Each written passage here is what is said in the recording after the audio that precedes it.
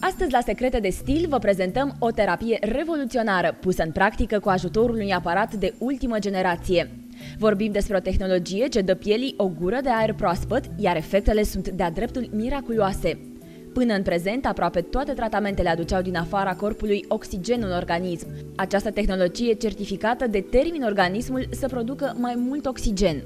Anul acesta la târg prezentăm o tehnologie nouă, este vorba de un aparat care face oxigenarea pielii, dar oxigenare din interior. Spre deosebire de tehnologiile anterioare de oxigenare hiperbarică, care aduc un aport de oxigen din exterior, oxigenarea din interior, respectiv tehnologia Oxygeneo, stimulează organismul să producă el oxigen, respectiv pe zona în care se lucrează. Este un aparat nou, 2013 ca și tehnologie, este un tratament extrem de rapid care se adresează oamenilor în mișcare, nu durează decât 15 minute, efectele sunt fantastice de la primul tratament și durează foarte mult, deci au un efect îndelungat. Această terapie reprezintă o alternativă la tratamentele mai invazive cu toxină botulinică sau acid hialuronic. Metoda poate acționa asupra ridurilor de pe față, gât și decolteu.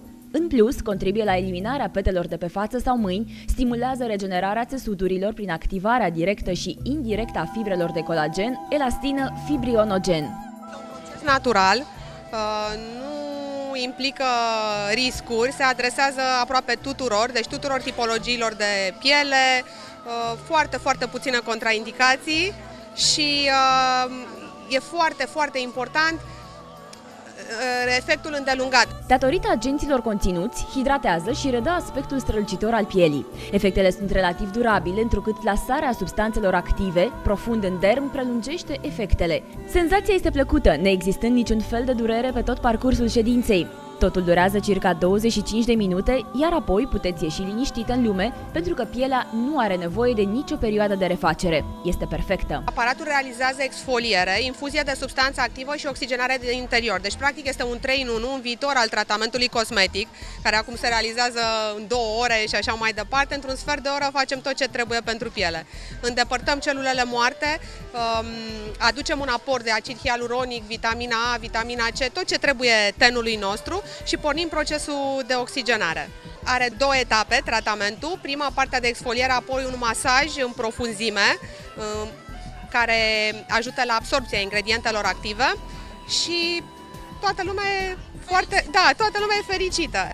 Pentru că rezultatele sunt de-a dreptul fantastice, iar timpul de obținere este foarte scurt, comparativ cu alte tratamente, terapia pe bază de oxigen este apreciată în mod special de către vedetele de peste ocean. Înainte de o apariție publică, acestea dau pe la cosmeticiană pentru un retuș rapid care să le pregătească chipul pentru machiaj și, desigur, pentru glițurile fotografilor.